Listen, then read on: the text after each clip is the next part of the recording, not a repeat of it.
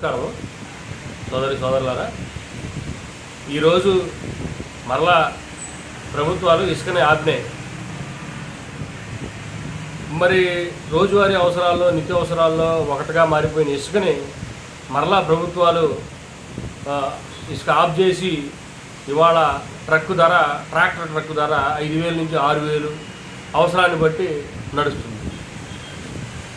ఇది ఆ ప్రభుత్వం మీద ఈ ప్రభుత్వం మీద నిందలేసే కార్యక్రమం కాదు. ఆ ప్రభుత్వం తప్పు చేసినా ఈ ప్రభుత్వం తప్పు చేసినా ఇప్పుడు ఖచ్చితంగా అధికారులందరూ వాళ్ళ అధికార ప్రకారం పనిచేస్తున్న రోజులు ఇవి. ఎలక్షన్ రూల్స్ నడుస్తున్న రోజులు ఇవన్నీ. మరి ఇవాళైనా సరే ప్రభుత్వాలు ఇదిగో ఈ ప్రభుత్వం తప్పు చేస్తుంది, ఆ ప్రభుత్వం తప్పు చేస్తుంది అనే విధానం చూపించడానికైనా తక్కువ ధరకు ఇసుక సప్లై చేయాల్సిన రోజులు ఇవాళ చూపించాలి. తేడా చూపించాలి. ప్రభుత్వానికి రాజకీయ పార్టీలకి మధ్య తేడాని చూపించే రోజులు ఇవన్నీ.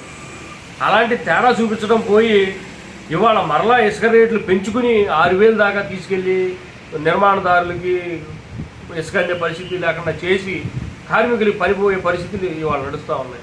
సేమ్ 5 సంవత్సరాల కింద ఏది జరిగిందో మరలా ఇవాళ అదే జరుగుతుంది. మళ్ళీ రేపు ఇదే జరుగుతుంది. తేడాలు అయితే ఏమీ జరగట్లేదు. ఏ ప్రభుత్వం అధికారంలోకి వచ్చినా కానీ ముందు ఇసుక మీద చర్యలు ఇసుక మీదే దృష్టి పెడుతున్నాయా అనే విధంగా ఇవాళ పరిస్థితులు మన ముందు ఉన్నాయి.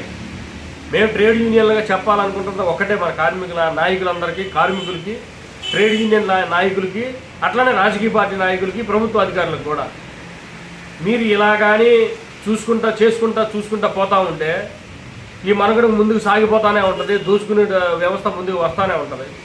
ఇవాళ మనం ఇసుక మీద దోపిడిని వ్యతిరేకించాల్సిన రోజులు ముందుకు వచ్చినాయి. ఎందుకంటే ఇసుక ఉంటేనే పని ఉండే రోజులు వాళ్ళకి వచ్చేసినాయి. కాబట్టి కార్మిక వర్గానికి మనం చెప్పేది ఒకటే, ఇక ఈ ఇసుకని ఈ రకంగా మనం వదులుకుంటా పోతే అయ్యే పని కాదు.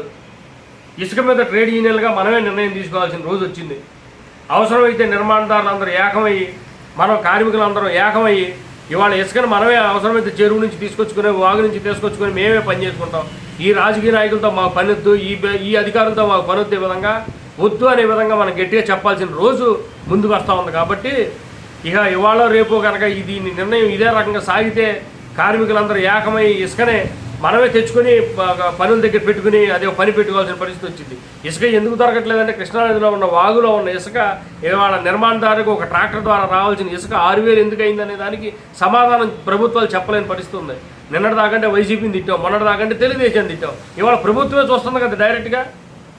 ఎందుకని ఈ రకంగా అధికారులు చోద్యం చూసే పరిస్థితి వెళ్ళిందనే దాన్ని మనం క్వశ్చన్ చేయాల్సిన పరిస్థితి ఉంది. మనం దీని మీద యుద్ధం చేయాల్సిన పరిస్థితి ఉంది. ఈసారి కనుక ఇసుక మీద కానీ నిర్ణయాలు జరగకపోతే, సరైన నిర్ణయాలు జరగకపోతే యుద్ధం డైరెక్ట్గానే కార్మికులు వర్సెస్ ప్రభుత్వం అన్నట్టుగానే మనం ఉండాలనేది యూనియన్గా మీ అందరికీ విన్నవించడం అయింది.